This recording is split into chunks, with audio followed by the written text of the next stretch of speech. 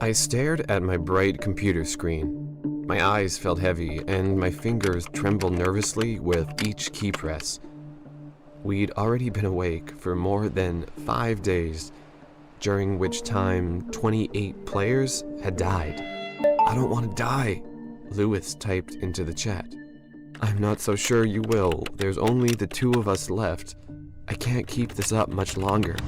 The game had seemed so simple. A competition to see who could stay awake the longest, and the winner would receive enough money to last a lifetime.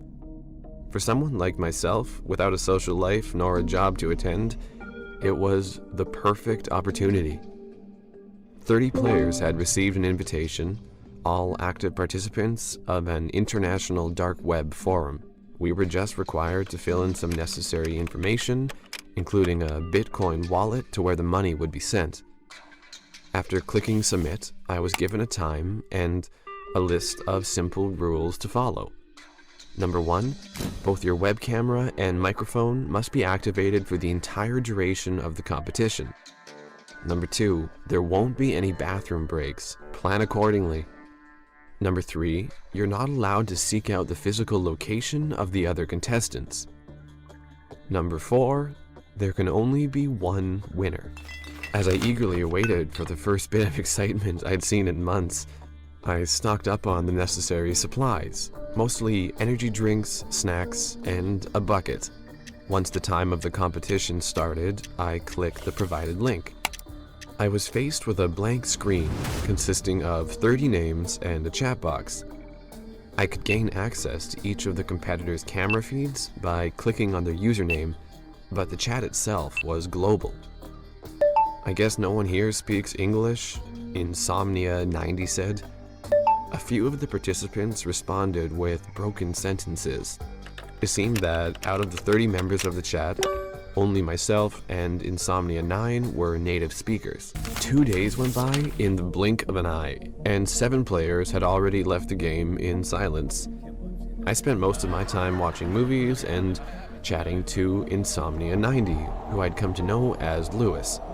He was a Canadian university student on break, bored out of his mind. "Hey, check out the German guy, he's about to pass out," Lewis said. I clicked on his username. It would be the first participant we'd actually see falling asleep. His eyes were already half closed, and his body shifted towards the edge of his chair.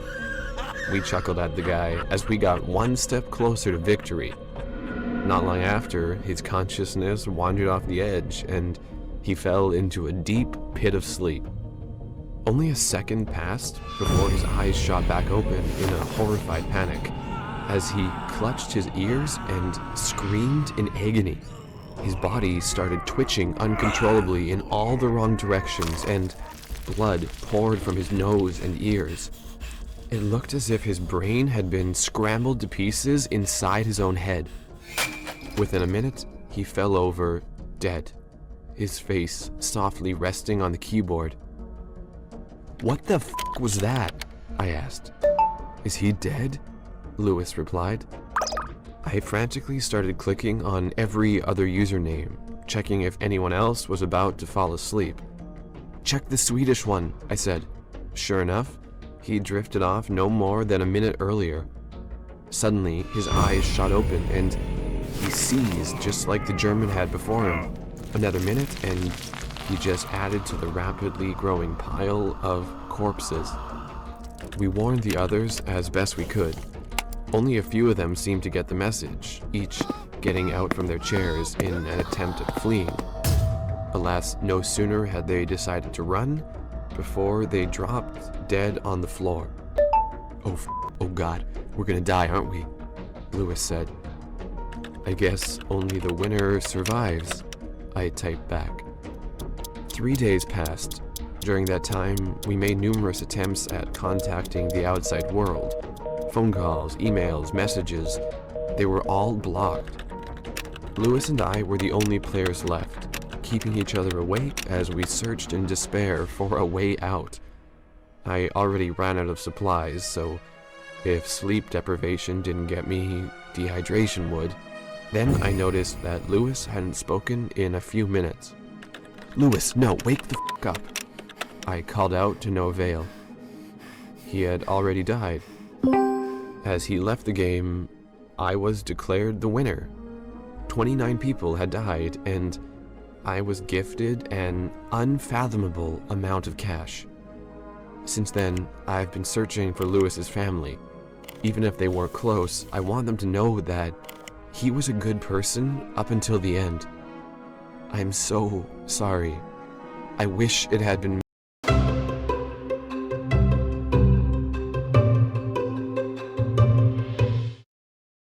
me. I've always had a morbid sense of curiosity, and while that's not a fact I'm particularly proud of, I've always just jotted it down to teenage curiosity. To be honest, it probably started back in middle school when people thought it was fun to send around horrible videos of executions and bizarre porn fetishes to each other on the MSN messaging site. Just mentioning it makes me feel old. These days, there's an overabundance of these sites. Places to watch people die, blurry videos of car crashes, beheadings, and animal abuse. Of course, it's not something I actively seek out, but when I stumble across it, I feel compelled to just watch, to prove to myself that nothing can affect me. Though, for the truly gruesome stuff, one needs to visit the so-called Dark Web. As a guy who has fallen far behind in the advancement of technology, it absolutely baffled my mind that only a tiny fragment of the internet is available through a Google search. The rest, which makes up approximately 99.9%, is hidden and requires a special browser for access. With the help of a handy-dandy YouTube tutorial, I quickly downloaded the Tor browser and went on my way to search for the hidden aspects of the internet, as one naturally does. It couldn't have taken more than half an hour of clicking on shared onion links before I stumbled across something that quenched my thirst for the obscene forever. The website itself was rather plain, just a black background with a video player in its center and a chat box beneath. Within a few seconds of entering the website, the video itself had loaded and automatically started playing. What was depicted before me was a scrawny-looking man in his early 20s, strapped to a chair and covered in wounds. In the upper left corner of the video, a timer ran, counting up each second. 24 minutes and 14 seconds. "Please stop, please, it was an accident, I swear," he yelled. A larger man entered the picture, a large needle in his hand connected to an empty syringe. Without speaking a word, he stuck the needle as far as it could go, into the victim's abdomen. He let out a loud scream as the man removed the needle and plunged it back in. After a few stabs, the man grabbed a hammer and hit the victim straight in his jaw, shattering his mandible, leaving him unable to form any coherent speech. He let out a gargled whimper before passing out. I tried to forward the video, sure it had to be fake. But that's when I realized that it wasn't pre-recorded footage, but a live stream. 26 minutes and 12 seconds were the words that lit up the screen. The chat beneath the video went wild, calling out the victim as a pathetic excuse of a human being, demanding the man to continue the torture. A few seconds passed, and the chat was replaced by a voting form containing only two options: life or death. The votes were quickly counting, the bar for death rising rapidly. As much as I could stomach, I wouldn't be part of an active murder, so I quickly voted for life. In the end, the results were displayed on the screen. Out of 200 people, the results were 95% for death, 4% for life, 1% did not vote. 10 people had tried to save the poor kid, but it wasn't enough. Without further warning, the man grabbed the hammer and started repeatedly hitting him, starting from the legs and working his way up until all that remained was a bloody pile of broken flesh. I sat speechless, staring helplessly at the screen as I noticed that my camera light had lit up. The video player vanished, and in its place, 10 smaller boxes popped up, all displaying people from various places around the world, all being unknowingly filmed by their own webcams. To my absolute horror, one of the boxes showed my bedroom and myself wearing a terrified expression. It quickly dawned on me that these were the people who voted to save the poor kid. Who will be next? a message said as a timer counted down towards 0. A few boxes turned black, to which the chat responded with laughter, a hopeless attempt at escape. 3, 2, 1. 9 of the 10 pictures disappeared from the screen, including my own, leaving the screen occupied by a middle-aged Asian man frozen in fear. "We'll see you soon. Good luck." I let out a sigh of both relief and panic. I had escaped unharmed, but not everyone was that lucky.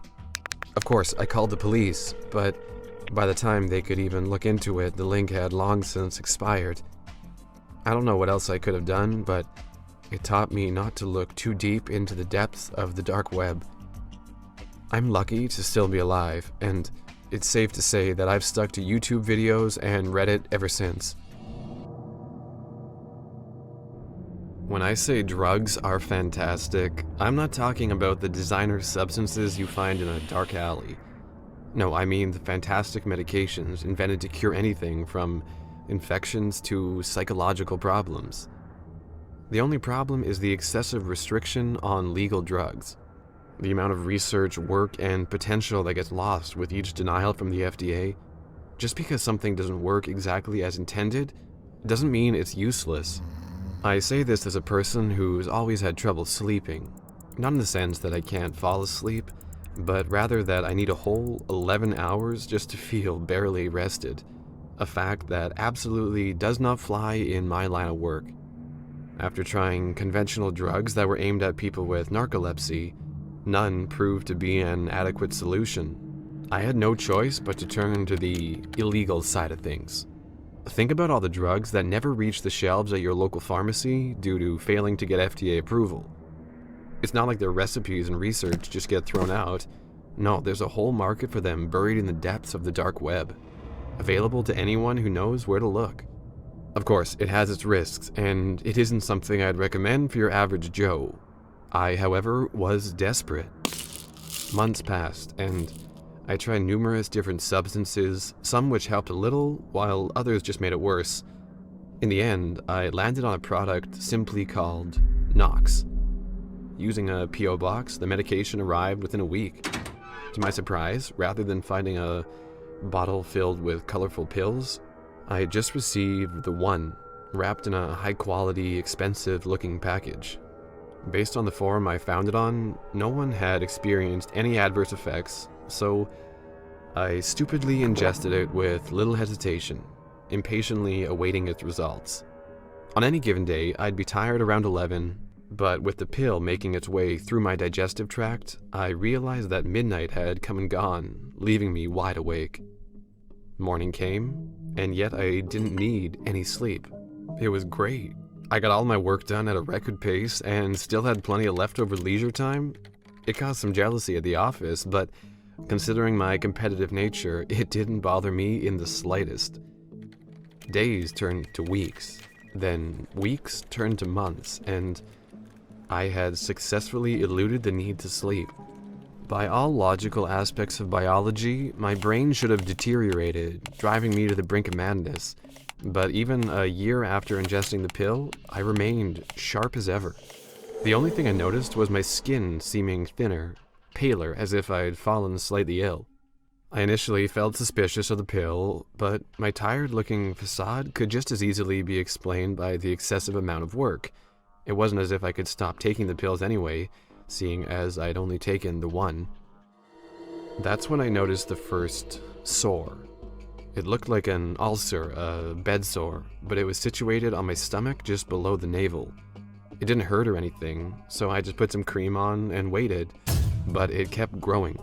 During the next week, patches of skin started falling off, revealing the fat and muscle beneath. It didn't particularly hurt, but it was growing day by day, and it horrified me. I quickly tried to find the site I'd purchased it from, but in the ocean of hidden onions that is the dark web, it had simply vanished, and the link had expired. As far as I could tell, no one, not even the FDA, had ever heard about a pill called Nox. Over the next few weeks, my physical state deteriorated, and the doctors were baffled. Yet I remained completely lucid. Even sedation for procedures had no effect on me. Eventually, after months of my skin melting off, my heart nearly stopped. Yet I couldn't fall unconscious. As I type this, my body is rotting away, and I'm gradually losing function of my arms and legs, and my vision is fading. The only thing remaining is my mind, as wide awake as ever. Once I'm done here, I'm putting a bullet in my brain, but I'm worried that even then I'll have some sliver of consciousness to keep me awake as they put me in the ground, where I'll lay in darkness forever. Ever since its invention, I've dreamed of getting my hands on some Vantablack liquid. Imagine a substance so dark it can obscure any three-dimensional shape and turn it into a mere shadow. I just never thought something so harmless and fun could cause my demise. While it's available for purchase under certain circumstances, it's not something just anyone can buy.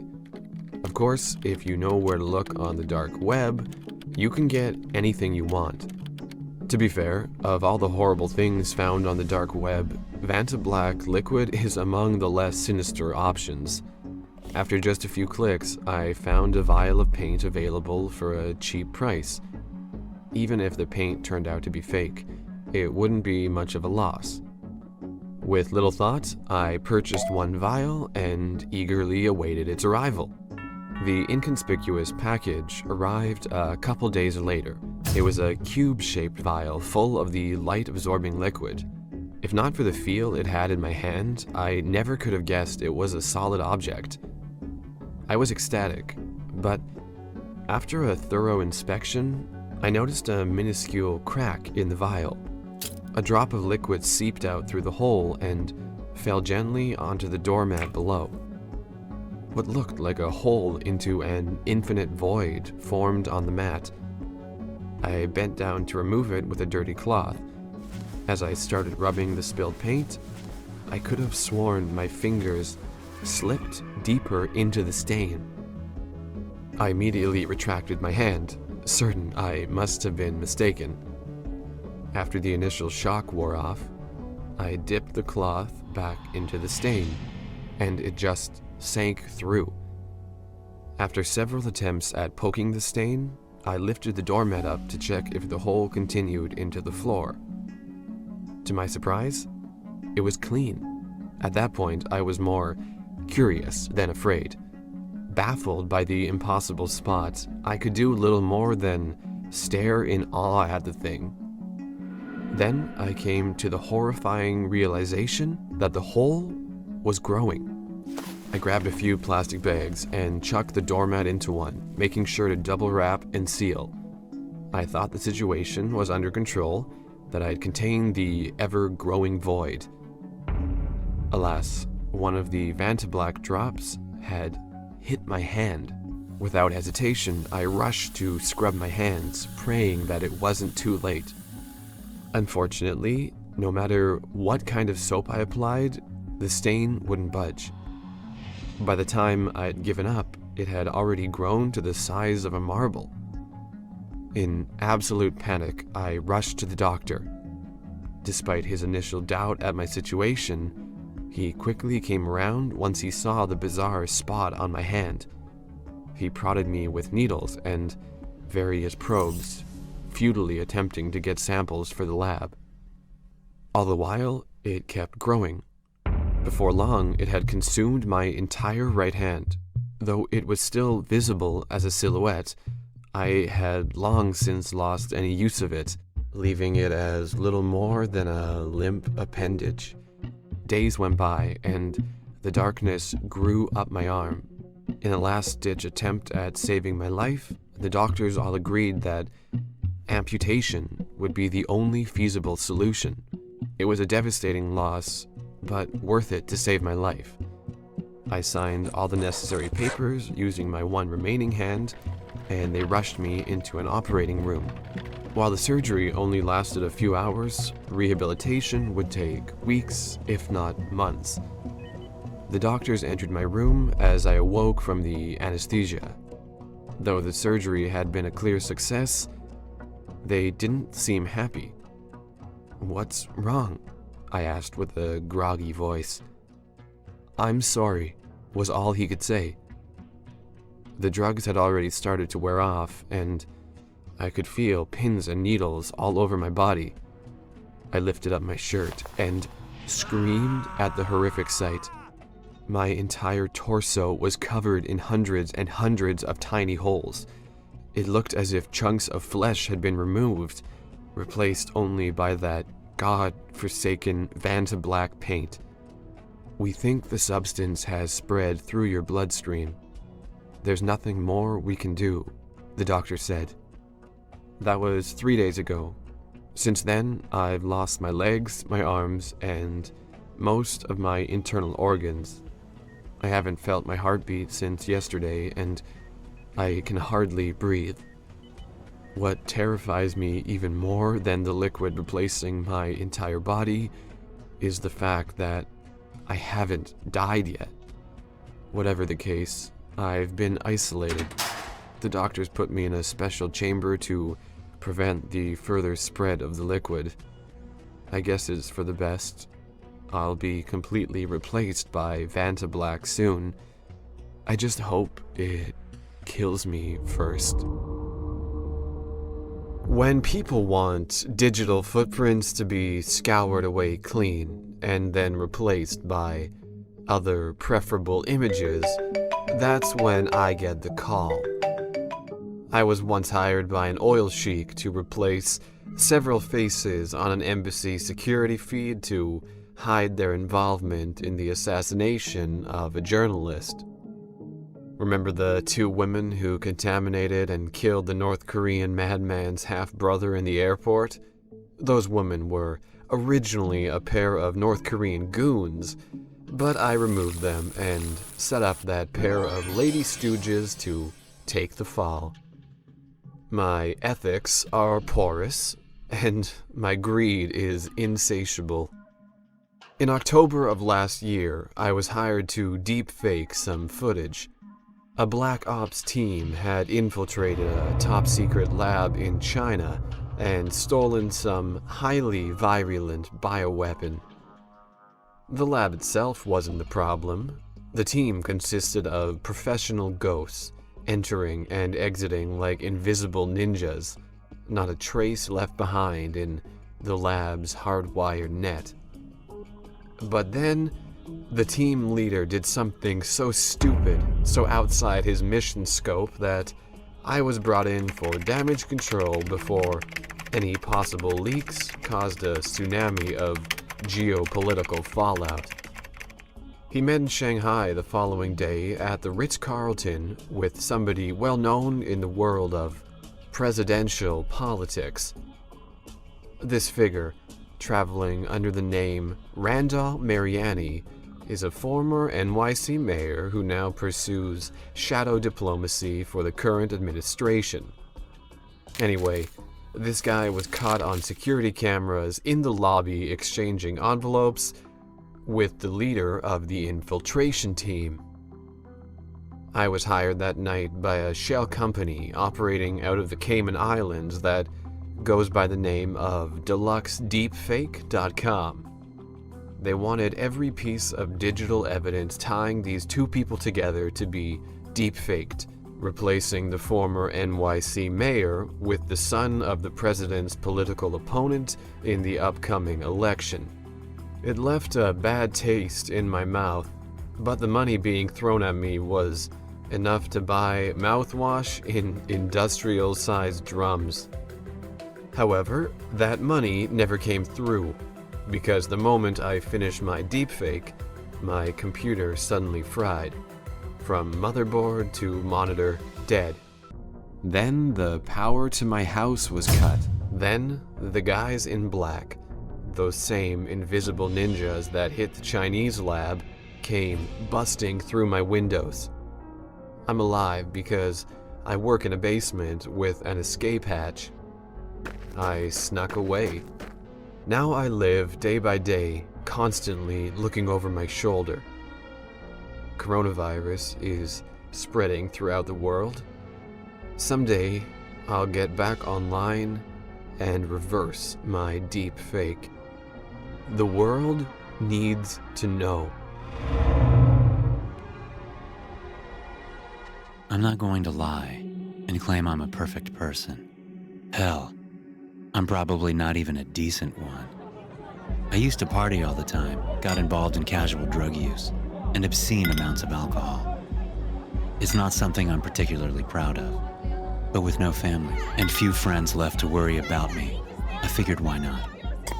I didn't have any plans past high school, so I might as well just enjoy the little time I'd been given on this planet. However, with the illegality surrounding drugs, it means there is some risk getting a hold of it. Usually one has to get involved with sketchy people in strange places. Most of the time, the product is good. After all, the dealers need to keep their customers alive. Still, just getting caught or buying fake stuff was a risk I didn't bother dealing with. Thus, I eventually turned to the dark web. Imagine that. A place online where you can buy the best quality drugs with just a couple of clicks, and they send it directly to your address in a discreet package. It tends to be pretty safe, and people even rate the various pills, full on with forums to describe each individual experience. As time progressed, a few of the .onion sites would begin to vanish off the face of the internet. Maybe the dealers quit, or maybe the FBI shut them down. No one really knows. So without a steady supplier, I had to venture deeper into the dark web in search of a new place to hand me my weekly fix. I looked around on a few forums, but most of the posts were old, and a surprisingly large amount of the sites had been taken down. Of those that still remained up, most sold dubious, weak drugs. Eventually, my search landed me with a new recommendation. It was a place I'd never even heard about, but their product was fairly cheap. As if that wasn't good enough on its own, their site seemed exceptionally professional. It might sound stupid, but if a site presents itself with a good-looking design, there's a bigger likelihood that people blindly trust them. I never claimed to be smart. Yes, I was one of those gullible people, and it damn near cost me my life. The website I found didn't even have a name. It just displayed a logo that consisted of a pill in the center of a bullseye. It only contained a single product, but it alone had hundreds of top-rated reviews, all praising it in various different languages. It didn't seem staged, and I truly believe they had been written by different people. With that, I decided to order a weekend package, which held 3 pills. It was the cheapest option based on the amount of pills, and I figured it would be worth a shot. As promised, the product arrived the next Friday, with an ample amount of time before the evening would even begin. I got ready for a night out on the town, and swallowed the first pill with half an hour to spare. Of course, I made sure the dosage was fit for my body weight and previous experiences, knowing the real risk of overdoses if I wasn't careful. Then, I left my house, ready to waste another night of my life, and darkness. With that, my memories were shattered into a million incomprehensible fragments. Whether I went to a club or just passed out in the street, I didn't know. It was all beyond hazy, a mesh of colors and sounds that didn't convey any meaning. It has stolen even my most basic cognitive functions. The next thing I remember is waking up on hard, rough wooden floorboards. I was soaked in my own vomit, but the utter confusion of where I was overrode my pain. It was dark, which came as both a blessing and a cause for unrest. At least my eyes wouldn't suffer, but it added to the mystery of where I'd awoken. There wasn't much in the room, except for a cupboard, a few moldy chairs, and a broken fireplace. The windows were partially boarded up and covered by dark curtains. On the floor lay 3 strangers I'd never seen before. 2 men, one significantly older than myself, and the other my own age, and a young woman looking slightly older than a teenager. I rolled over to push myself up, groaning as I realized just how much my body hurt. "Hey!" I tried to call out, but my voice was too hoarse to produce enough volume. Once I was finally able to push myself to my feet, I took a peek out the window. We were in a forest, and the little room we'd woken in looked like a hunting lodge. Whether I'd met these people during a party, or if I'd just stumbled into a drug den, I didn't know. Then the girl started groaning, finally regaining consciousness. She looked over at me in slight panic, clearly not recognizing who I was. Then she took a glance at her surroundings and shot to her feet in fear. "Where am I? Who are you?" I backed away from her a bit, giving her enough space to calm down. "Hey, calm down. I'm not going to hurt you. I'm Wilson. I just woke up here. I was wasted last night. I can't remember what happened." She thought about it for a moment, before realizing she couldn't recall anything from the previous night. I was just partying. I don't remember." "What's your name?" "Lisa." "All right, Lisa. Do you know where we are?" She shook her head. Her mind was as gone as my own. As we stood there trying to figure out what was going on, the oldest man started to wake up. He had salt and pepper hair, probably in his early 50s. I bent down to talk to him. But as he saw me standing above him, he grabbed my throat, rolled over and started choking me. "What the fuck are you doing in my house?" he yelled as he crushed my throat. The girl tried to shove him off, but she was too small compared to the massive man. Luckily, her effort distracted him enough for me to push him to the side, just giving me enough time to catch the air. "Stop," I coughed out. "I'm not trying to hurt you." The man quickly inspected his surroundings, immediately realizing his mistake. "Where am I?" he asked. "We don't know," I said, still out of breath. "Why did you attack me like that?" "I thought I was at home. I didn't even leave the house yesterday. What the fuck is going on?" He took a moment to gather his thoughts, rubbing the heavy sleep out of his eyes. He was a well-built guy for his age, clearly with some experience in fighting. Lisa went closer, ready to introduce herself. "I'm Lisa," she said as she reached out her hand. Adam Morrison. Do you guys remember anything?" We both shook our heads. The fourth guy was still unconscious, lying face down on the ground. Adam went over to shake him awake, hoping he had some clues as to what had happened the night before. "Hey man, wake up," he said as he shook him another time. He still didn't react. Oh boy, that's not good. He then proceeded to turn him over. Lisa and I immediately jumped back in shock as we noticed several bullet holes to his torso. He was dead, and probably had been for quite some time. In addition, there was a note stuck to his corpse. Lisa and I were speechless, but Adam didn't seem all that horrified. He just took the note off the guy and started reading it aloud. "Thank you for your purchase. Let the games begin." On the paper, I noticed an all too familiar logo. It was the bullseye with a pill in the middle, from the same dark web site I'd purchased drugs from. "What, you know this logo?" he asked me. "Yeah, I bought some pills from there a few days ago." "I did the same," Lisa said. The man sighed. "Guess we're all in the same boat then. Whoever these guys are, they're not just drug dealers." "What do they mean by games, though?" Lisa asked. "I'm not sure yet, but..." He was interrupted by someone knocking on the door. We all jumped back from the sudden noise, but none of us dared open up. 3 knocks were all we got before a paper slid in under the door.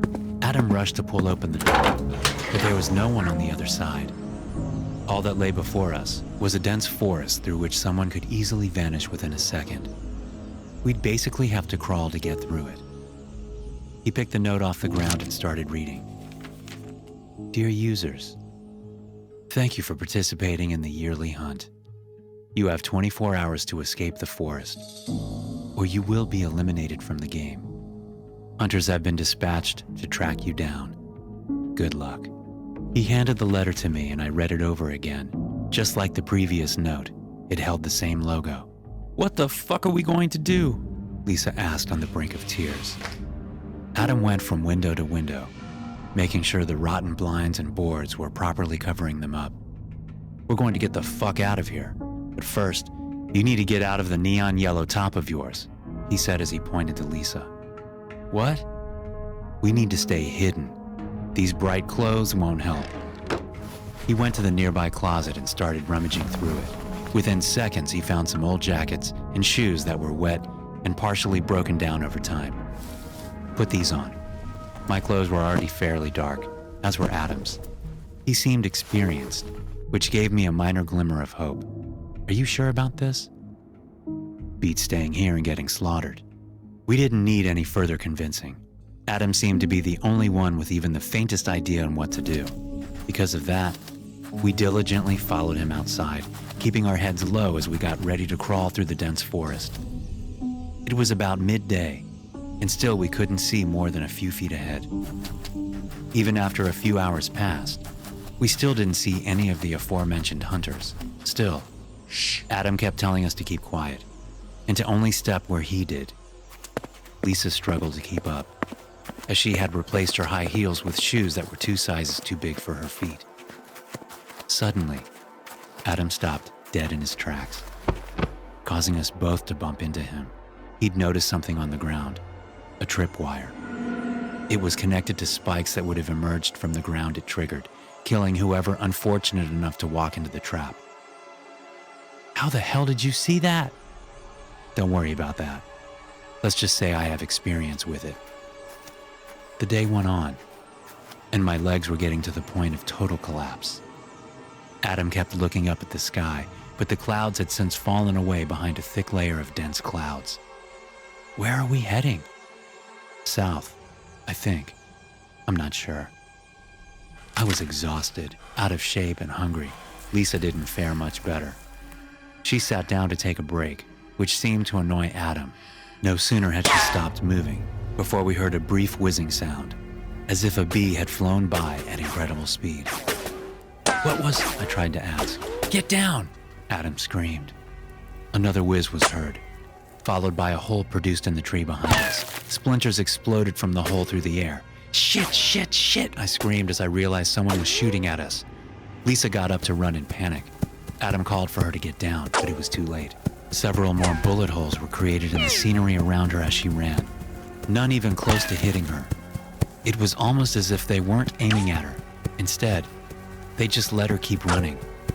She didn't get far before running into a trap hole in the ground. There she fell about 4 feet onto several spikes sticking up from the ground. I didn't dare look down in the hole, but I heard her hopeless screams. We couldn't help her. Still, I instinctively wanted to get up and check on her, but Adam held me down. "You want to die?" he asked. "Just stay close to me. We need to keep moving." We basically crawled away from the gunshots. But just like with Lisa, none of the bullets even came close to hitting us. It felt more as if they were hurting us in a certain direction, but I wasn't going to stick around and find out if that was truly the case. "What about Lisa?" I asked. "She's dead. Keep moving." We spent minutes crawling before reaching a hill. Once we'd gotten halfway down, the shooting stopped. Adam pulled me to my feet and we kept running downwards. At the end of the slope, we finally found a clearing leading out of the forest. "We got out!" I almost screamed in victory. But then I noticed something in the tall grass. About a dozen darkly dressed men stood up, each wielding a rifle. They laughed at us as we retreated back into the forest. They didn't even raise their weapons. They just laughed and waved as we kept fleeing. One of them even gestured for us to keep running and held up 5 fingers to signify how much time we had left. We escaped from the open fields back into a forest constantly growing in density. There were no bullets flying by, but we both knew they'd follow us where we went. We needed to get out of the forest, but neither of us knew the way. Then we saw it, a mountain in the distance, only an hour's walk away. But the closer we got to the mountain, the darker it got. The clouds above were thickening, and the dense treetops blocked out every bit of light we could receive. Before long, it would start to rain, a prophecy foretold by the howling wind that accompanied us on our journey. In the dark, I kept stumbling over roots sticking up from the ground. I told Adam to wait, but he couldn't hear me over the howling wind. As I got back to my feet for the third time, he was just gone. I kept wandering on alone, calling out for him. Then, I almost fell into a deep pit dug into the ground. Inside lay several dozen corpses in various stages of decay. Then it hit me that the hunters wanted us to go here. They needed us to see this pit, so we could know what awaited us when we inevitably lost the game.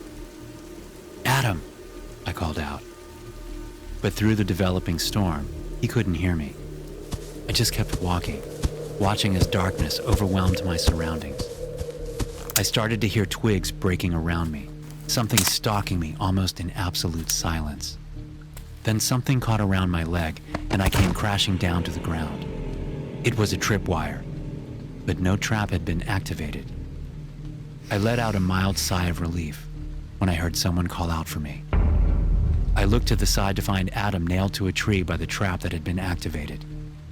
He'd tripped it before me, causing him to get impaled by metal spikes. He couldn't move. He was too wounded. "I found the exit, but I got careless," he groaned. "Oh, God," I said as I tried to pull the spikes out from his abdomen. It was a futile task. He was pretty much nailed to the tree. There was a cave in the wall behind me. Adam pointed to it with a trembling finger. "Just go," he let out in merely a whisper. With that, he let out his last breath and drifted off to eternal slumber. Without hesitating, I started running into the cave. Once inside, I had to rely on my other senses to get through. It was pitch black, but the draft produced meant that there had to be an opening on the other side. I felt my way along the walls as I heard footsteps behind me. I just kept going as fast as I could until I finally saw the light on the other end of the tunnel. Then I ran again, my lungs burning and my legs wobbly. I couldn't see any rain on the other side, but the storm might just be trapped on the other side of the mountain. There were footsteps following behind me, followed by chuckles that echoed through the cave. I had to keep going. I couldn't give up. Then I finally entered open space again, just in time for my legs to give in. I was out from the mountain, and in front of me laying nothing but empty, open fields. I tried to crawl, but I was too weak. I just turned around and saw 5 men in dark clothing come outside, each of them with a rifle. One of the men raised his weapon, ready to fire upon me. But one of the others stopped him. "Stop," he said. He found the way out of the forest. The hunt has ended. They chuckled again before returning into the cave. For them, it had just been a game. A hunt that they'd already gone through 100 times before. I was just a random victim that happened to purchase a drug off their website. It took me another 3 days to traverse the massive landscape and find the nearest town. But the hunters had at least let me live. Once home, I called the police, told them everything that I knew. Of course, the website had been removed by then, and I couldn't for the life of me find the forest they'd previously chased me through. Officially, no one has gone missing, because the people chosen for the hunt were people who wouldn't be missed, including me. My dad was the greatest man I ever knew.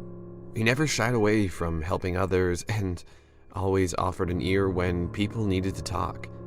When he was taken away from us at the young age of 41, it destroyed my family. Last week, I spoke to him again, and now I wish I hadn't. I'll be the first to admit, the deep web always scared me. I expected some illegal set of websites for drugs, weapons, and human trafficking. In reality, it's little more than a bunch of obscure forums sprinkled with the occasional leaked email password. Every now and then, you might be lucky enough to find a gold nugget in the stream of useless shit. If you're anything like me, you might even enjoy the futile search. The one time I actually stumbled across something worthwhile, it scarred me for life. It was a page called Mortex, a forum with thousands of active users, all seeming to search for specific people. Looking for Jack Glover, 1956 to 2003, passed from pancreatic cancer, the top thread said. It was an odd task, searching for someone that had died so long ago. I presumed they were distant relatives looking for a gravestone. But once I browsed through the comments, it piqued my curiosity. It was odd searching for someone that had died so long ago. I figured they were trying to find a lost family member's grave or something. Another thread read, "Oh my God, Hannah, I can't believe you found me."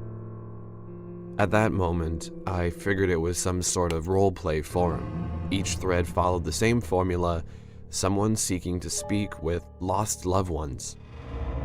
Despite my instincts saying it was all make-believe, I decided to post my own search.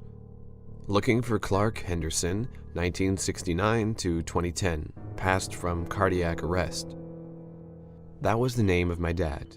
He was the one person I'd give anything to see again after he unexpectedly died from a heart attack. To my surprise, I only had to wait a couple of minutes before someone left a comment. "Henry?" it said, along with a voice chat invitation. My hands shook so much that I could barely navigate the menu. Before long, I was connected, and an all too familiar voice called my name. "Henry? It's really you, isn't it?"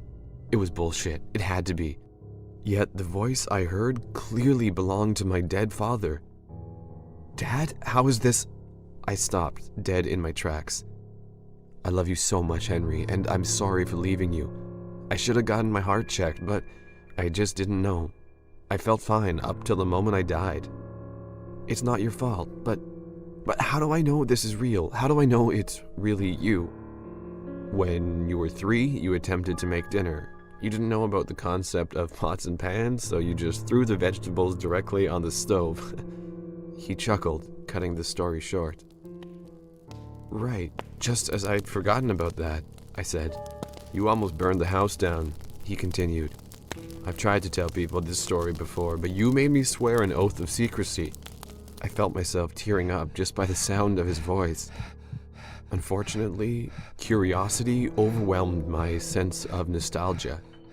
"I have so many questions, I don't even know where to begin," I said as 1,000 thoughts ran through my mind. Then it hit me. The situation didn't just entail my personal quarrels with life. No, it was so much bigger. I could ask any question about what came after death. After much contemplation, I finally landed on a simple, yet horrifying question. "Dad, where are you?" I asked. "Henry, please, don't." He trailed off. "Don't what?" I replied. "They don't like it when you ask. I can't, they'll..." He froze. I should have stopped then and there, but I couldn't. "I just need to know what comes after, please," I said. My dad paused. "Henry, I'm sorry." "Sorry about what?" I asked. "Heaven, hell, it's not real. This place, whatever it is, it's not what I thought. We're just spare parts waiting to be." Our voice channel cut out, and my dad's voice vanished. I tried to call him back. I tried to message. I even attempted to make a new thread, but he was just gone. Before I spoke to him, I was never afraid of death.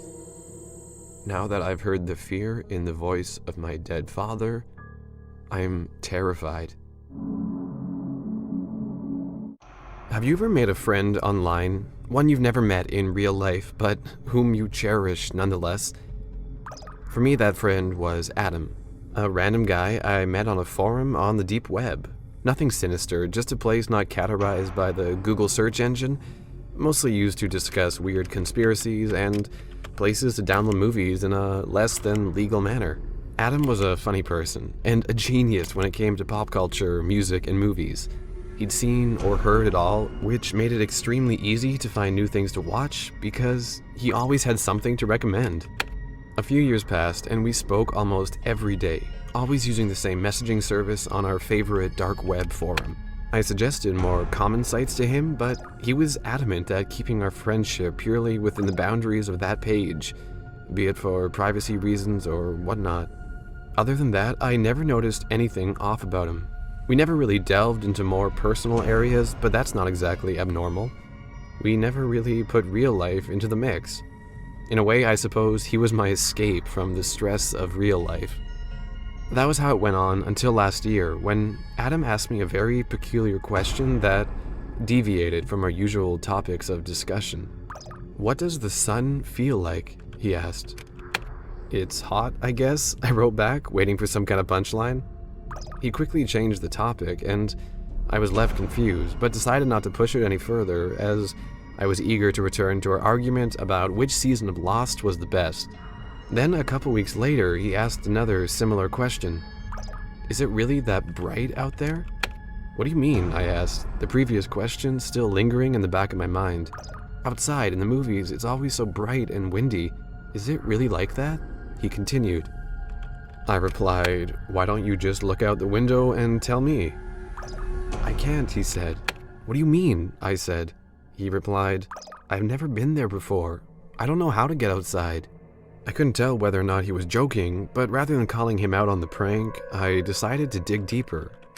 I asked, "You've never been outside? Like, for your entire life?" "Never," he said.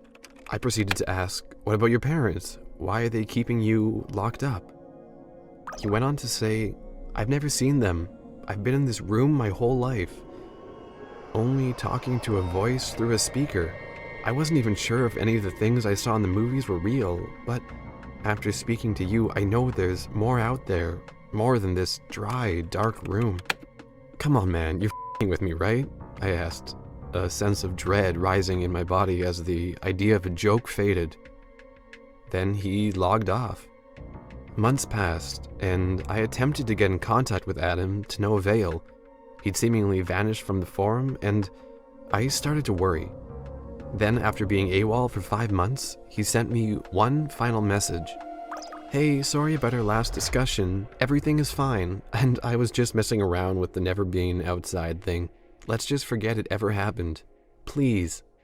Before I even got the chance to respond, he logged back off. I kept rereading the last message, and it didn't take long before I realized the message was a literal call for help, based on the first letter of each sentence. It was quite obvious, and I guess he got caught by whoever was holding him captive, because I never heard back from him. Wherever Adam is now, if even he's alive, I hope he can find a way to feel the warmth of the sun like he so desperately wanted. I just wish I could help him.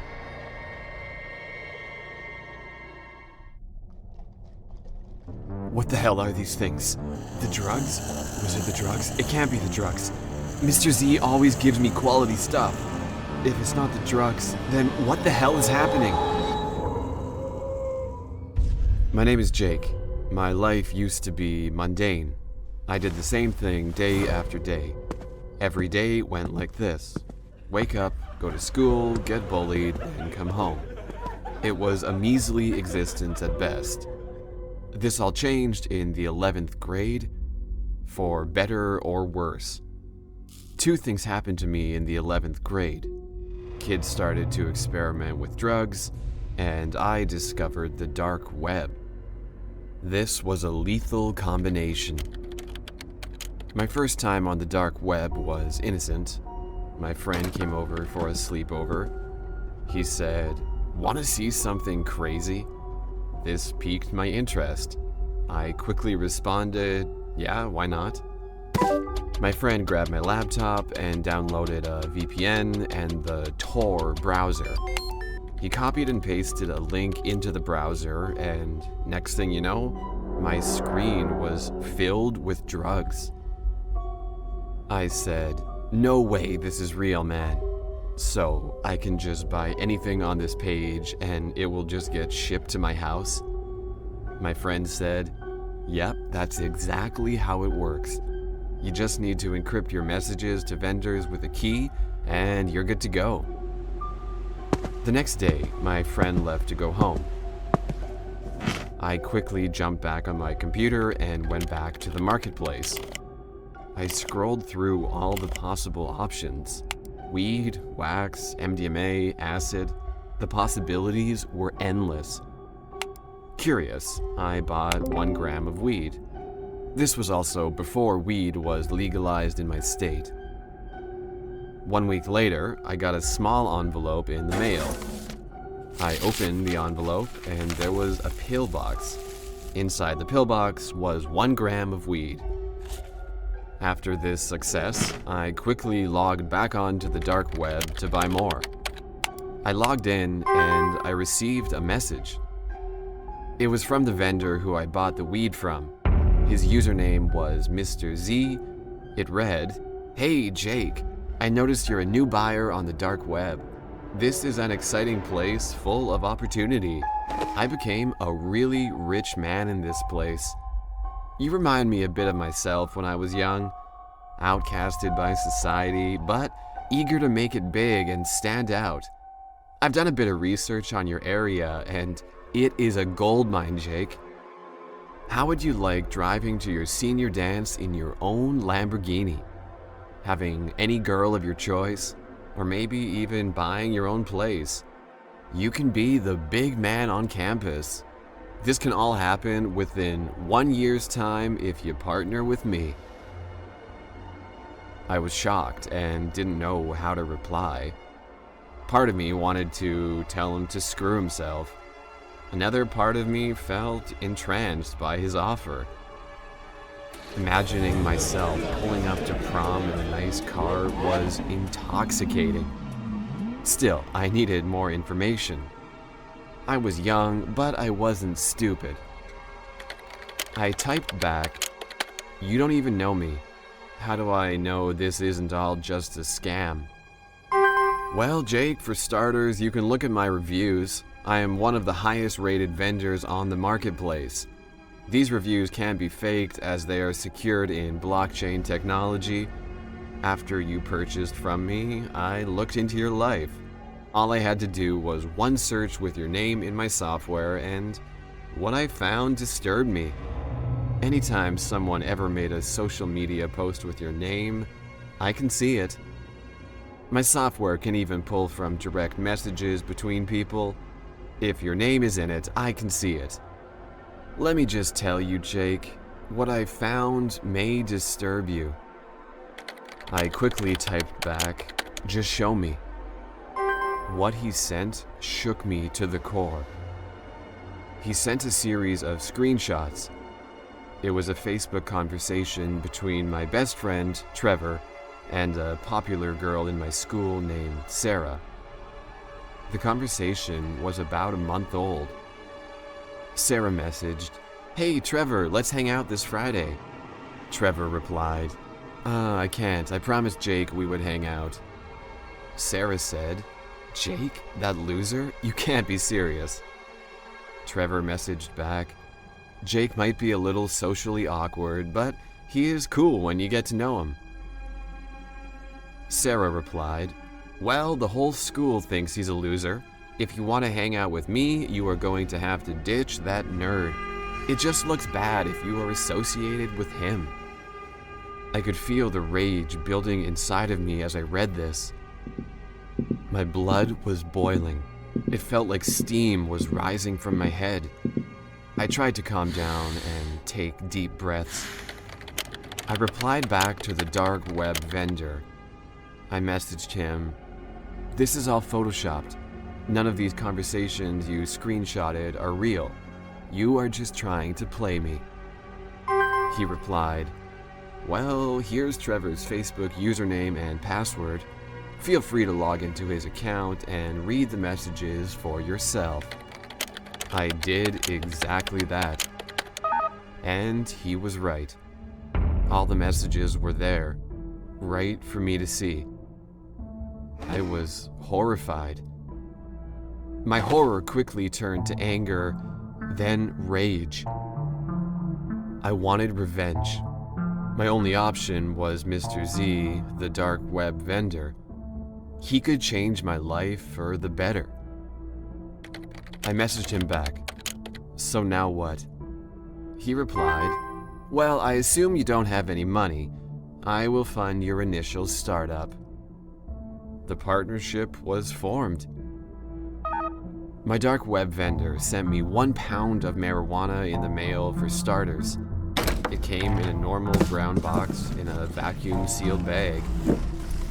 What was weird is that I never saw a delivery van drop it off. It just showed up at my door. No knock, no doorbell. I figured he must have his own delivery system for the larger stuff. He didn't charge me for the first shipment. He told me to sell it around school and to wire him half the profit once I sold it. I happily agreed. It was a bit nerve-wracking at first. Carrying weed to school didn't feel good. After a couple weeks, selling became easy. It didn't take long before I had consistent business. I didn't even have to bring the weed to school anymore. People would just come directly to my house to buy it. This made it a lot less sketchy for me. My parents were divorced and my mom worked nights, so this was a perfect setup. I sold that first pound of weed in 3 weeks. Since I sold it by the gram, I made a lot of money on the first batch. My vendor suggested I sell it for $15 per gram. I thought this was overpriced, but the quality was so good people never complained. I made $2,000 on that first pound. I quickly became the cool kid at school, just as Mr. Z had predicted. Mr. Z was the nickname of the vendor. He never gave me his real name for obvious reasons. My popularity opened a lot of doors. I got access into all of the exclusive parties. What is even better is I never offered my services to Sarah. She tried her hardest to win me over. She even came on to me at a party, but I denied her and told her off. This felt really good. During my senior year, I ended up driving a Porsche 911 Turbo S to prom. It was rented, but nobody knew the wiser. I even had the hottest prom date in all of my school. I was on cloud 9. After high school, I had so much money I didn't know what to do. Mr. Z told me everything would be fine, that I just had to lay low and hide the money as best as I can. He said when I got to $1 million cash, we would start a legitimate business to launder the money through. Even though I never met Mr. Z, I trusted him with my life. I was forever in debt to him. He changed my life around. My confidence was through the roof. Mr. Z suggested I enroll in a nearby college to expand our business empire. I did exactly that. I ended up renting a house with cash. I could have bought 5 houses, but that would be too suspicious. I paid for everything in cash, less records that way. My college life started, and let's just say Mr. Z had me sell much more dangerous drugs than just weed. He said the money was much better with these new drugs. And he was right. The money was better than ever. The girls were better than ever, and the parties were better than ever. As the business continued to grow, my ego and confidence grew tenfold. I stopped being careful and started living in excess. I bought a Lamborghini in cash and a few other cars. I also bought a nice house for myself. Did I tell Mr. Z? Hell no. I would never. But Mr. Z was too smart. I knew he was onto me. Our messages were shorter, and Mr. Z stopped bringing up future business plans. He had to know about my purchases. The answer to my question and anxiety was answered one fall night. A night that I will never forget. A night that still haunts my life to this day. I picked up the package like normal. I unwrapped it and began dividing the substance into small batches to sell. I noticed this particular substance had a blue hue to it. All the previous orders, the drugs were pure white. This seemed very odd to me. I quickly messaged Z about the order. He said it was a slightly different batch and that it was fine. I believed him. Why was there any reason not to? There was a big fraternity party that particular night. I didn't take the Lamborghini because I thought it would warrant unwanted attention. I just took my BMW. Pulling up to the house, I couldn't believe my eyes. The house was massive. I couldn't believe how big it was. The front had these massive white pillars. I thought this was perfect. A bunch of rich fraternity guys and sorority girls to sell to. The middle of the house was a giant grass courtyard. This is where I spent most of the party selling my product. I couldn't believe how good looking the girls were, but that's beside the point. After selling all my goods, I counted the money. $3,000 all cash. I was about to leave the courtyard when a frat guy, Chad, came over to me. He said, "Hey man, that's some good stuff. You got some more?" I noticed Chad was jittery and shaking, almost uncontrollably. I asked, "How much did you take?" Chad replied, "I don't know, man. I just need more. I need more." I was getting a little weirded out. I tried to think of some excuse to leave Chad, but nothing came to mind. "Chad, you need to calm down and drink some water. Go sit down." Chad angrily said, "No, you don't understand. I need more, or else I'm going to die." I stared into Chad's eyes. He blinked, and I swear I noticed what looked like reptilian eyes. He blinked again, and they were normal. Chad continued to talk. "Man, I just need another hit. I feel like I'm about to change." "What the hell do you mean about to change?" I asked. He said, "It's happening, please. Please help me." I stared into Chad's face. His face was blank. He started to salivate. My heart dropped. I thought he must have overdosed. Then something bizarre happened.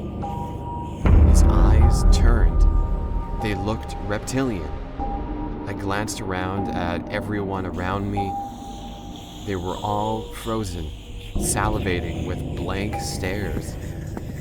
I walked past everyone and bolted out of the courtyard, out the back of the house. I looked back and I noticed everyone was following me. Some were crawling. They all were salivating from the mouth. I ran deep into the forest, the crazed pack in close pursuit. After running for a while, I let the pack catch up. As soon as they got close, I doubled back and ran towards the house, hoping this would give me enough time to get home without them tailing me. I got to my car and floored it. As I rounded a corner, I saw them, crawling out of the forest towards me. A few turns later, and I lost them. I quickly texted Mr. Z, "What the hell did you give me?" He responded, "You better get going, kid. You caused a great deal of trouble for me. I had to get rid of you. You were flying too close to the sun. Did you think I wouldn't find out about the Lambo and the new house? I know everything. You need to get a move on. They can smell you for miles." As soon as I got back to my house, I quickly packed 4 black duffel bags full of cash and rushed out the door. I fled and drove out of the country. After a few years in South America, I thought my life was getting back to normal. Even though I was running low on the drug money, I used most of it to start new businesses. I owned a few dry cleaners and 1 restaurant. The money was nothing like it used to be, but it felt good to be making an honest living. My old life came back to haunt me one night. It was 3 a.m. in the morning. A crash at my window woke me right up. I pulled up my blinds. It was Chad. Never, ever start a career on the dark web. You will regret it. For my birthday, I decided to treat myself to a dark web mystery box gift. It was a service I'd used several times before, and they had never disappointed, sending heaps of useless but funny things to my doorstep. "Happy birthday, Trevor," a note on the box read. I picked up the package placed on my doorstep and noticed a letter attached to it. There comes a time in every man's life where their skills and knowledge has to be tested. With that in mind, I shall set you out on a treasure hunt. Please follow the instructions within the box and, for safety reasons, burn every letter once it has been read or solved. To my surprise, the note was signed by Pete, my best friend since childhood. It was a neat surprise, but I was confused as to how exactly he'd gotten involved with the anonymous service. Whether he was just an active user there himself who'd recognize me, or if he'd been contacted by the website, I didn't know. Nevertheless, it seemed like a cool gift. My first clue would simply be a piece of paper with 2 incoherent words written on it. Van Mace. Could it be a name? Maybe a location? I sat down with it and contemplated the words in front of me. After just a minute, I realized it was an anagram. The letters just had to be rearranged to form a new meaning. Man cave was the hidden message. It was a reference to Pete's basement, a place we'd frequently spent our Saturday nights playing video games and drinking whiskey. I burned the letter in accordance with the instructions and quickly made my way to the man cave. There, I used my spare key to unlock the door, half expecting a surprise party. Instead, all I found was another clue. An ace of spades and a picture. Both were pinned to a board with an unfamiliar knife. I removed the knife and checked out the clues. The picture itself was of a place we frequently went with friends to smoke and relax. A beautiful field which no one knew about. It was just a short hike outside the city. I made my way there in about an hour. Our usual place was hidden in the shade beneath some trees. Once there, I noticed a shovel sticking out of the ground. On top was some fresh dirt. Spade. Ace of spades. Very creative, I chuckled to myself. Without hesitation, I picked it up and started digging through the ground. After less than a minute, I hit something solid. Expecting another clue, I bent down and brushed away the dirt. As I put my hand on the cold surface, I immediately retracted it in shock. It was Pete, buried under the dirt, dead from multiple stab wounds to his chest. In shock, I called the police, devastated by the loss of my best friend. While I waited, I sat down and tried to figure out what the hell had happened. That's when I realized that I had burned every note and that my fingerprints were all over the murder scene, from the strange knife in the basement to the key and the shovel itself used to bury him. I'd been set up. To be perfectly honest, I was never into all that dark web stuff. I mean, it's interesting enough and all, but I never had the patience, nor technological know-how to figure out how to use it productively.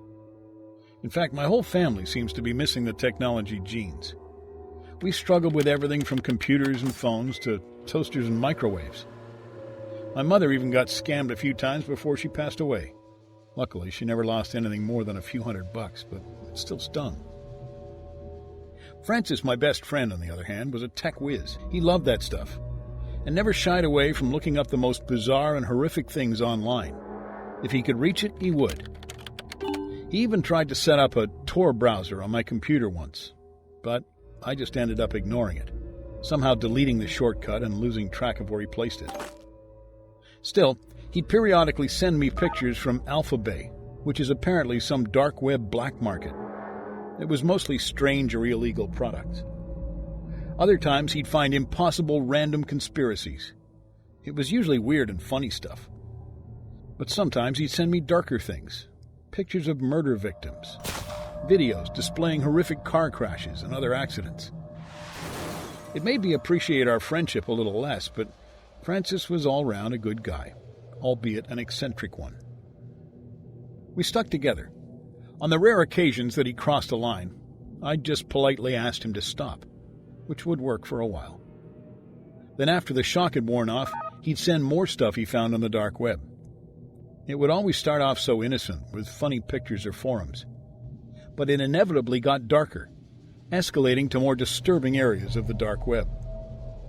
The most horrific thing he ever sent me, however, was little more than a picture of myself, found randomly out there in the sea of onion sites. It was just a screenshot he'd sent, with a picture of myself and some text lined up next to it. In a way, it looked like a profile for some sort of social media page, but it was plain, simple, and seemingly pointless. It contained my name, birth date, address, everything. "I'm so sorry, Tyler. I didn't know how they found you," Francis sent me as a message. "What do you mean? Who are they? What's going on?" I asked back in a flood of questions. "Did you open any suspicious emails or sign up for something weird online?" I tried to think back. I couldn't remember anything that stood out, but in my business I dealt with hundreds of emails each day from various clients. "I don't know, Francis. What's going on?" "Your name is on Alicia, listed as a participant." "What the hell is Alicia?" "A red room. It was supposed to be closed down, but it's back." I chuckled at his remark. I wasn't much of a tech genius, but even I knew red rooms were little more than myths told to scare teenagers and gullible adults. "Come on, man, this is a joke, right? Red rooms aren't real." "I think this one is." After that, I'd reached the maximum amount of Francis antics that I could handle. I told him to back off and leave me alone for a bit, which had become somewhat of a routine between the two of us. Still, I took his warning serious enough to dial the non-emergency line to the police. I explained the situation, but they didn't take it seriously. After all, my personal information leaked on a website shouldn't have been much of a threat. They just told me to call back if anything more substantial happened. I went about my week, and nothing came of the mysterious website. Francis even admitted he might have overreacted a tad. Truth is, most people have their email information leaked somewhere else. Even passwords and personal details are readily available all over the place. But for most people, that's just useless information. Then about a month later, I received a letter in my mail. It didn't have a return address, nor any stamps. It was just a plain envelope put in my mailbox. The only way I could have received it would be if someone had personally delivered it themselves. I opened the letter to find a perfectly black paper inside, with little more than a single line of text in the middle. It was just a string of random numbers and letters, ending in .onion, to mark the fact that it was a dark web page. At first, I didn't even connect the dots. I had long since forgotten the fact that all my personal details had been leaked. Instead of just throwing it away as I should have, I decided to contact Francis. He was more intrigued than worried, showing up about 15 minutes later to help me connect to the website. He only needed about a second to dig up the Tor browser and input the onion link I'd received. "Shit," he mumbled as the title of the site popped up. It was Alicia. "That's the site that has my name?" I asked to be sure. Francis nodded. A few seconds passed as the site loaded, before a black video player popped up in the center of the screen. It didn't have a timer or anything else to let us know the duration of the video. Instead, it just had a play button. Francis clicked it. And though it was too dark to see what was going on, I could hear something in the background. "Turn up the volume," I said. Francis did as commanded, and we were greeted with the muffled sounds of someone struggling. It was quiet, just loud enough to make out what was going on without understanding the hidden context. Then it got brighter, just enough to make out the walls and ceiling of a small room. In the center lay a man tied to a bed with chains, his face obscured by a bag pulled over his head. "What the hell is this?" I asked. It's a red room." "Turn that shit off." Francis was reluctant to oblige, whether it be due to curiosity or shock. Before I could reach out and turn it off myself, a man entered the picture. He was naked, with his bare chest covered in old scars and fresh blood. He pulled the mask off of the tied-up man, and I let out a loud gasp. "What is it?" Francis said. I pointed a trembling finger towards the screen. "That's Mr. Dawson, my boss." "You're sure?" I nodded. "Is this a live stream or something?" "No, I don't think so. As far as I know, you can't live stream on the dark web. It has to be a recording." I wanted so desperately just to turn it off and call the police, but we were both frozen in our seats. The naked man pulled out a knife from a bag on the ground and started peeling off pieces of skin from Dawson's leg. He tried to scream in agony, but he was gagged, left unable to move or even call for help. Little by little, the man cut off pieces of flesh from Dawson, moving his way from the legs to the torso. Can't say exactly how long the video went on for. It skipped minutes at the time, showing Dawson at progressively more mutilated stages of the torture. It wasn't until his skin had been almost completely removed before he lost consciousness. I threw up. Finally snapping back to reality as the screen turned black, Francis sat speechless in his chair. What could we do? Dawson had to have been dead by the time we even opened the link. Naturally, I called the police and gave them all the information about the website that I had. But by the time the police got around to checking it out, the video was gone. Once it had been viewed, it was simply removed. They believed us, though, saying that they'd forward the information to the appropriate sources, which turned out to be the FBI. There was little more I could do.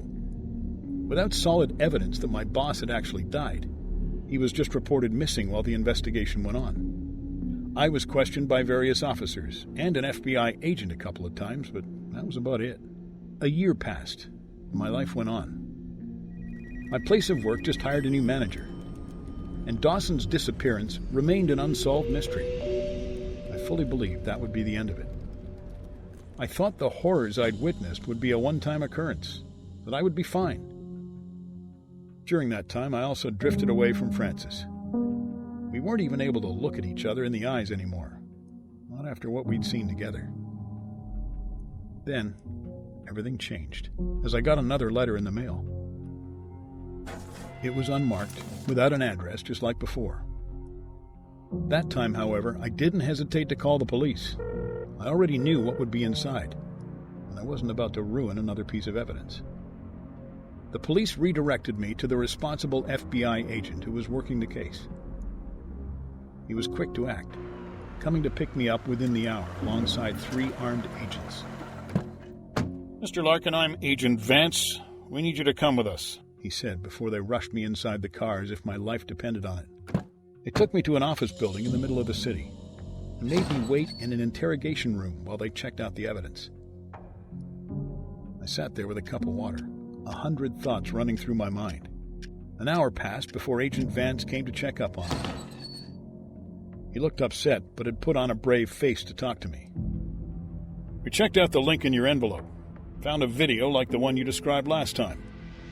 We've taken some still shots of the footage. I'd like it if you could help identify the victim." I shuddered at the thought, but agreed to help. Vance guided me into a room full of computers. A group of office workers sat in front of one, staring at a picture. trying to figure out who the person was. They didn't need to analyze it any further, because I knew exactly who it was.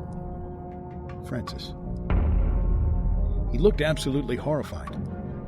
The still picture showing him clearly alive. For how long that would last, I didn't know. Is he... I began to ask. He didn't survive, I'm sorry, Vance interjected, knowing what I wanted to ask. How did he die? It's better you don't know the details, but we're going to catch this guy, I promise you that much. Again, we went over each and every detail. They promised over and over they'd do everything in their power to chase down the people doing it, and to keep me safe. But as weeks turned into months, no culprit was caught. Eventually, I stopped working. Instead, I just hid at home, afraid that anyone remotely close to me might be next. I didn't have much in terms of family. No siblings. My parents had long since died. I suppose that made me an easy target for the runners of the Red Room. Despite the FBI's best efforts, the letters kept coming with random intervals. My ex-girlfriend was the next victim. Though we'd broken up a few years earlier, we'd remained friendly. Again, I got the link to a video of her brutal murder. I just forwarded it to the FBI, unable to stomach another horror show. Then they took one of my old co-workers. One by one, they killed the people I knew and loved, and I could do nothing to stop it. I couldn't even contact the culprits and ask what the hell they wanted from me. But then it hit me. I was being tortured. And while it wasn't physical like the others, it was still mental torture. Like the horrors they'd committed to my friends. The pain wouldn't end until I was dead. Maybe that's what they so desperately wanted, for me to kill myself. Maybe it was some sort of sick game to see how long I could last. I sat down in front of my computer, ready to give up. If there was even the slightest chance that it would save lives, I had to do it. I looked up the best ways to do it, but in the end, I decided to go for the gun. I picked it up, pressed it against my temple. I felt like hours passed, but I just couldn't bring myself to pull the trigger, without letting every possible scenario run through my mind. Then the phone rang. I almost dropped the gun in shock. I glanced at my phone to see a call incoming from an unknown number. Hello? I asked as I picked it up. Not like that. A twisted robotic voice said from the other side. Not like what? Who are you? You need to record it properly. The voice continued. Whoever they were using some kind of voice-changing software to make them unrecognizable. How did you... I began before noticing the camera on my computer. Of course they'd been watching. I didn't even need to ask. I just stared at the camera, and the mysterious person on the other end confirmed. That's right. We've been watching you. I felt my heart drop. So all I have to do is kill myself and the suffering ends? Yes. Face the camera when you do it. You have 15 minutes, or the next person will be taken. I didn't have any other options. I can't let anyone else die because of me. I just pray that once I'm gone, it'll finally stop. I'm the only one on Earth that doesn't own a computer. It's my ultimate firewall. They can't find me if they can't trace a URL. So now I conduct all of my online business at cyber cafes or public libraries. 6 months ago, I tried dabbling on the dark web. I didn't have a specific purpose in mind, just a burning curiosity. I heard lots of cautionary tales, but cautionary tales have a way of becoming urban legends that mutate into outrageous exaggerations. How dangerous could the dark web really be? It was a Tuesday night. My descent started innocently enough, with some Googling and a few links down some rabbit holes that looped back or just led to dead ends. Eventually, I followed a few cookie crumbs, which led me to some link locked away on some server. The link's name, funnydeath.comingyourway.onion. The moment I saw the link, I felt a clawing sensation rake across my scalp. I've never had such a physiological response in my life. So I backed away from my computer, leaving the link unclicked. I made some Hot Pockets and watched some TV. But the link kept gnawing at me. After a couple whiskeys, funnydeath.comingyourway.onion didn't seem so dangerous. I plopped myself back down in front of my computer and clicked on the link. The screen went black. I thought my computer had crashed. Malware. I slapped my forehead and prayed that my firewalls could keep me safe from whatever Trojan horse I had just invited in. But then, the black screen pulled back and back until I realized it was the close-up of someone's pupil. A face began materializing from the slowly widening lens. Finally, I was face to face with some guy in his 40s, bald as a cue ball with dark, deep-set eyes and a cold stare. His blocky face was pockmarked with adult-onset acne and a zipper scar under his left eye, which winked at me. Then he raised a hand into the frame and pointed it at me like a gun. Just as he intended to shoot me, I heard the distant pop of an actual gunshot. I jumped out of my chair and peeked through the blinds. My neighborhood looked the same as any other night. Just parked cars and quiet rows of brownstones, everything glowing yellow under the sodium vapor bulbs of the street lamps. I sat back down at the computer. The camera shot of the guy was pulling back into a wide-angle shot. I could see he was sitting in a metal folding chair in some vaguely dark environment. He was burly, wearing dark pants and a wife beater yellowed with age. And he was loading a real gun, a big revolver of some kind, shiny and chrome. I finally recognized it as a .357 Magnum.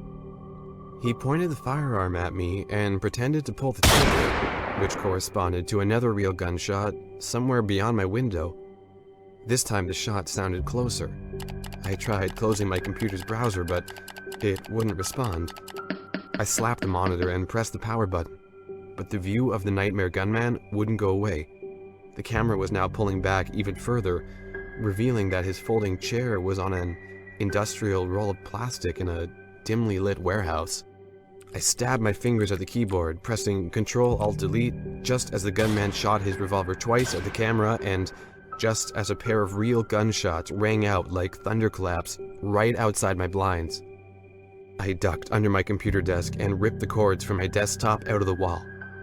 Then I yanked the cords to my monitor and speakers and printer, disabling every component of my system, severing every connection I had to the World Wide Web. I stayed tucked under my computer desk for hours, avoiding the window until my legs had fallen asleep and my butt and spine went numb. When the sun came up, I finally crawled out from under the desk and peeked through the blinds. The outside world showed no trace of bloodshed or a phantom shooter, but the damage to my psyche was too real to ignore. I tossed out my computer that day and will never own another, all because of one misguided foray onto the dark web, and that's my cautionary tale to you. But if my story doesn't sway you, by all means, try clicking on the link yourself. funnydeath.comingyourway.onion. Please, stay away from the deep web. I'd always been aware of the deep web. You hear the craziest, most messed up stories from people who have the courage to explore it. Websites that involve human experimentation, hiring a hitman, and even watching people through their own security cameras. It's screwed up. But honestly, I'd be lying if I said I wasn't just slightly interested. And just to point out, there was no malicious intent behind my exploration of the deep web. I was just curious to see if it really was as bad as people said it was. The first thing I stumbled upon was a website extremely centered around death, which gave me a really uneasy feeling. So I didn't hang around that webpage very long. It takes quite a bit to freak me out. So it's safe to say I was a little surprised that I couldn't even stomach the first website I clicked on. But hey, it's not supposed to be all unicorns and rainbows, right? Next, I clicked a website that was dedicated to watching people through security cameras. Most of the screen showed empty living rooms and patios. Some of them showed oddly filled rooms, like rooms that were packed with stuffed animals, and another that was eerily decorated with Christmas lights and fake Santa Claus statues. Another screen showed a young woman doing yoga. That one had a lot of views. I didn't watch that one very long. Something inside me felt ill and just wrong. Like what I was doing was sickening. I shook my head, blinking away more curiosity before I hovered my mouse over the tiny X to close the window. Right before I pressed the mouse, I saw a blue link under a black screen that said, "Proceed with caution." I bit down on my back teeth, yelling internally to leave the page. Don't click the link, it's not worth it. It could be murder. Would that make me an accomplice? What if it was someone skinning an animal or some weird thing like that? But then again, what if it wasn't? I don't know what the hell propelled me to move my mouse away from the window, hovering it over the link instead, but that's where I ended up. My curiosity always got the best of me, and no matter how twisted my stomach felt, or how strong the feeling of dread was that lingered right over my head, I had to know. I really just had to know what the link led to, or I would go crazy until I figured it out. So I pressed my mouse down and watched the link turn purple. Felt my mouth go dry, and watched as the screen slowly loaded. The page was just a large screen, like the security camera page, only it was just one. The room was concrete. It was dark. There must have been a night vision camera or something because everything had a weird blue-green tinge. But you could tell there was little to no light. There was a dark liquid on the floor in a medium-sized puddle. I told myself it was gasoline. Don't ask me why. Movement in the far right of the screen caught my attention, and I immediately perked in my desk chair, inching my face closer to the screen of my laptop. It looked like an arm, like someone's forearm. They were standing there, not really moving, but subtly swaying, just enough to not look completely still. "Hey," I said, before shaking my head and slapping my mouth shut. Then the person walked. They walked over towards the left of the screen. I felt my stomach knot, felt my throat tingle and tighten. My mouth was open and my eyes were wide. My face tensed up into an expression of pure disgust. It was a young woman. She looked like she couldn't have been older than 25 or so. Her long, dark, and dirty hair was in tangles, like she'd been pulling at it. Her leg was dragging, and her other skinny leg was doing most of the work as she limped weakly. Her head was down, looking at the floor, and the sound of her dragging her foot across the concrete echoed in my silent room. I didn't think it could get any worse. I was so wrong. Suddenly, the woman raised her head, and it looked like it weighed a ton on her tiny body. I hadn't noticed it before, only able to barely make out her side profile. But now it was clear as day. She looked around, eyes watering with tears, and black makeup streaming down her face. Small strands of bloody thread were intertwined in her lips, messily tied, locking them together. Dark blood stained her chin, probably from where she desperately tried to open her mouth to scream before realizing she couldn't. Her dainty fingers were stained as well, the same color as the puddle on the concrete. My whole body felt weak. My stomach was sick. I tried to tell myself it was fake, that it was all a big hoax. My eyes scanned to the bottom left of the screen. 5,623 people were watching. Unable to fight it any longer, I ran straight into the bathroom, puking my insides into the toilet bowl. Everything in me felt disgusting, wrong, twisted. Once I was finally done, I laid on the floor of the bathroom, letting the cool tiles try to soothe my burning body. My head was spinning. I kept repeating to myself over and over in my head that I shouldn't have clicked the link. I should have left. I should have closed the window and told my inner curiosity to go screw itself. Instead, I was laying on the floor, the bathroom reeking of vomit, and my mind a complete mess over what the hell I was supposed to do. Should I get the link and send it to the police? Should I call them now? My first instinct was to copy and paste the link, just in case. Then call the police and inform them of what was happening. Maybe they could trace the IP address or something. Maybe they would recognize the girl and know where to start looking. Maybe I could save her life. I'd feel really dumb if this was all fake just to get viewers, but I wasn't about to gamble. Not with what was at stake. I ignored the dizzy feeling flooding my head as I jumped up. I grabbed the doorknob and twisted it a bit too harshly. When I flung the door open, my phone buzzed in my pocket, scaring the living shit out of me. I stopped mid-panic and picked it up with shaky hands. I saw my girlfriend's name and immediately answered it. My voice was a complete wreck. My eyes finding the screen where the girl shrunk down to the ground. The sound of her cries bouncing around the room, making my body feel rigid. I had nothing left to throw up, but I still felt so sick. Madeline, you're not going to believe what I just saw. What? You? Are you okay? Have you been crying? No, I'm not okay, I answered, averting my eyes from the screen. I know you said to stay away from the deep web, but... Are you kidding me? Her voice went from caring to mad in a split second. I told you to stay away from that place. You never listen to me. You never do. There's a girl, I said weakly. She's trapped in some basement or something. Her mouth is... Her mouth is sewn shut. There's blood all over her face and hands. I don't know what to do, Madeline.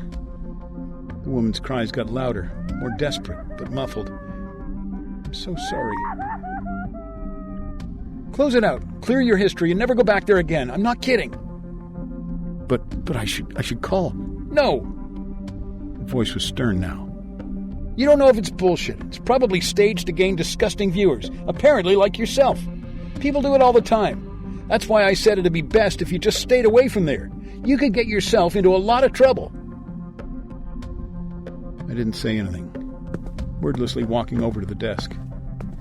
My hand shook as I raised my mouse to the small X once more.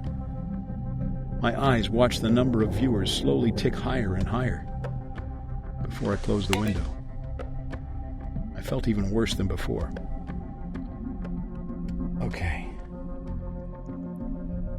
We can file a report tomorrow just in case, but for now go to sleep and stay the fuck away. I can't believe you even went there in the first place. I didn't have the energy to argue with her. Guilt plagued my whole body, drowning me. It was all I could feel. I told her good night, and I was sorry, but I loved her, before I hung up and made my way to the couch to sleep. Or try to sleep. It didn't feel right even being in my bedroom or being anywhere near my computer. Not while that girl was still trapped. Unable to scream for help. Unable to talk at all. I know it could be fake. But was that really a risk I was willing to take? I looked up some Google searches over what was fake on the deep web and read multiple stories about staged webcam videos, which made me feel a little bit better. It didn't make the sick, guilty feeling go away, though. It's safe to say that I didn't get much sleep. Every time I closed my eyes or even began to drift off, I would see the woman's face, the thread laced into her lips, the blood staining her mouth, her fingers, the floor. I continued to grow more and more anxious and uneasy, deciding that maybe getting out of the house, heading over to the local CVS and picking up some melatonin might help. I threw my blanket off, slid on my shoes, and grabbed my keys and wallet from the nightstand. The cool air felt amazing, and did wonders to calm the whirlwind of thoughts in my head.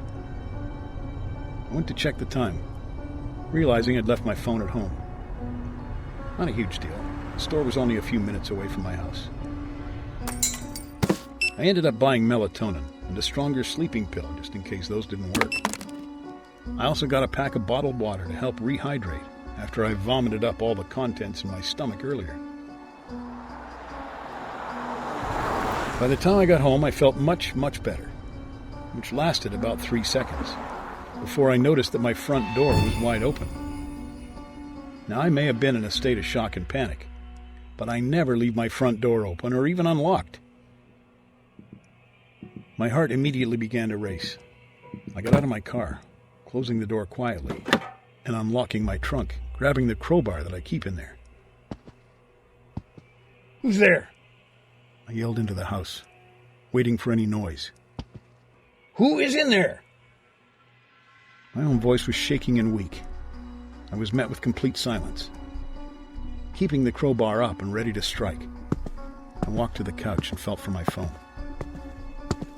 As soon as I found it, I hit the emergency button and waited until I got a hold of a 911 operator, letting her know that I think my house was just broken into. She told me the police would be on their way. After checking around the house for anything odd, I decided to give my girlfriend a call, letting her know what had happened. The phone rang, and then rang some more. After getting her voicemail, I hung up, knowing she'd probably be asleep this late at night. I waited about 20 minutes or so for the police to show up, and walked around with them like a scared puppy as they checked every room. They ended up just having me fill out a report, telling me that they'll keep patrol cars in the area just in case anyone else gets hit. As they were leaving, I checked to see if Madeline had called back yet. There weren't any missed calls. I did, however, notice several outgoing calls to her cell phone. Outgoing call to Madeline, 3:12 a.m. Outgoing call to Madeline, 3:14 a.m. Outgoing call to Madeline, 3:17 a.m. Outgoing call to Madeline, 3:20 a.m. My mind went into an automatic panic, knowing for a fact that I did not make those calls. Quickly checked my texts, reading one I'd apparently sent out at 3:23 a.m. "Hey, can't sleep. Gonna come over. Mind leaving the back door unlocked so I can get in?" I didn't send that message. My stomach dropped. My heart thudded loudly in my chest as I noticed her reply directly underneath. "Sorry, I was sleeping. Thanks for waking me up, by the way. Who's your key again? It's unlocked. Don't be too late." Without a second thought, I jumped up, keeping the crowbar tight in my hands as I ran to my car. I drove as fast as my little Civic would allow, all the way to her house, ignoring any stoplights. It only took me 3 minutes to get there, but still, I knew it'd be too late. I made my way to her back door, feeling every cell in my body burn when I saw it was wide open. My face was hot. My hands were shaking, but I stepped in, crowbar raised like a bat, ready to swing. I tried to keep my emotions at bay as I looked around her dark house. "Madeline?" I called out. "You okay, babe?" Nothing. Silence. "Madeline?" A small scream came from her bedroom just up the stairs. My legs jerked to a run as I flew up the stairs, slamming her door open. I looked at her empty bed, her empty room. Confused, I heard the scream again. Only this time, I heard that it was coming through her computer monitor. I felt numb as I looked at the screen, noticing the same website I saw earlier. Only instead of one woman, I saw two. The first was lying on the floor, not moving, in that puddle of dark liquid. I recognized the second girl, just as I recognized her voice. My heart shattered as I saw her face, streaked in blood. The same threading that was sewn into her eyelids, locking them shut. Her scream hit my bones, surrounded my body. It was all I could hear. Her face was twisted in pure terror. I cried pathetically as her voice began to go out, continuing to grow weaker and rasped. I locked my jaw, picking up my cell and dialing 911 for the second time. Only this time, it barely rang once before the deep, gravelly voice of another man answered. "You should not have called." Chills shut down my body, as I heard the phone thud. As it hit the carpeted floor, my breath hitched in my throat as I bent to pick it up. Hanging up the call and racing down the stairs. How did he do that? How did he redirect my call away from the police? I felt my heart race as I darted out her back door, in a frenzy as I sprinted to the closest house. Pounded the door, screaming at the top of my lungs until the neighbor opened it, her face tired, confused, and scared.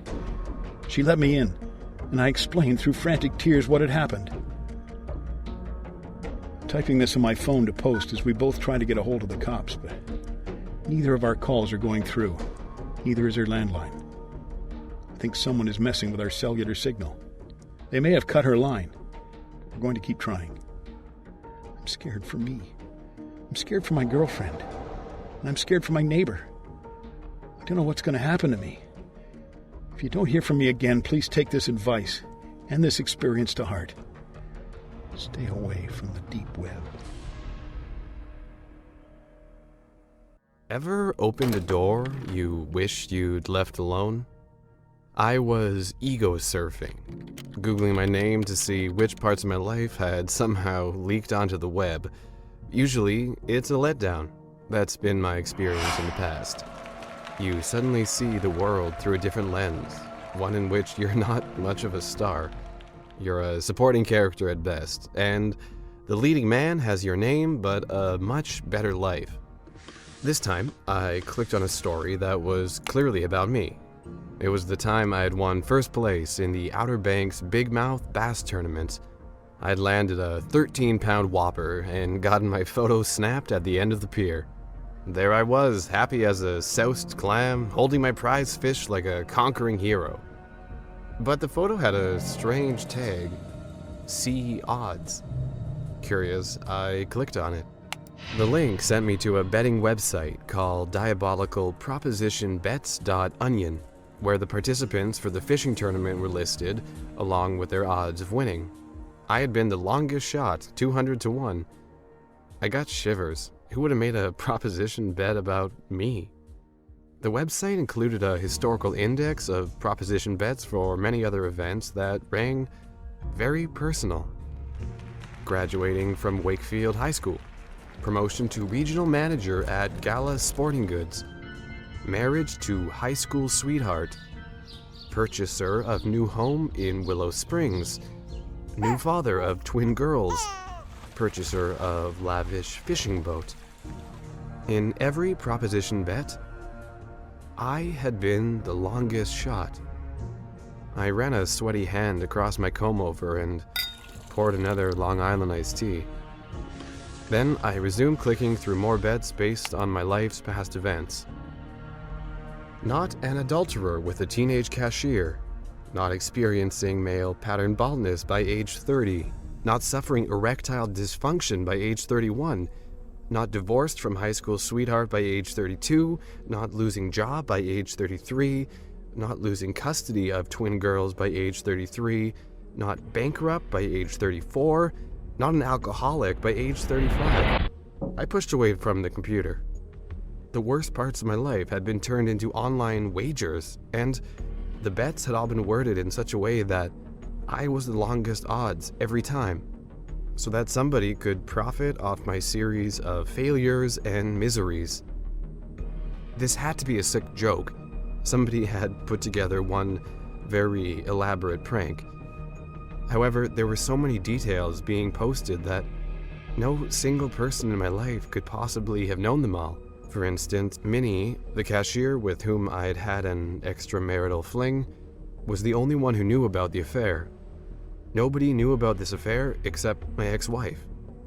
I suspected that Minnie and my ex-wife might have teamed up to put this whole shenanigan together, but even they didn't know about my recent alcoholic consumption of Long Island iced teas.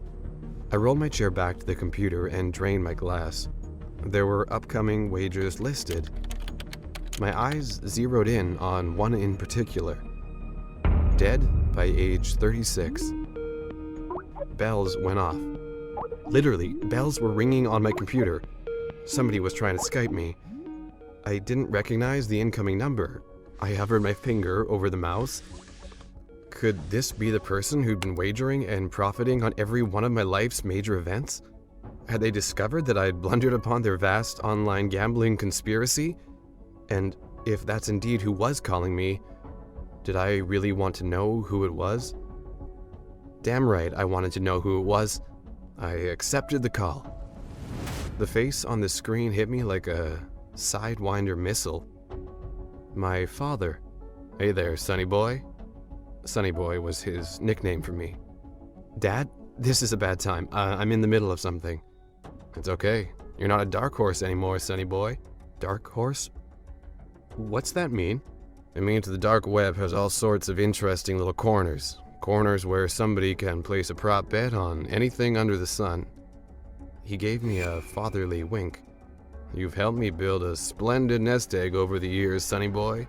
My mouth was hanging open so big I looked like the prize bass mounted on my wall.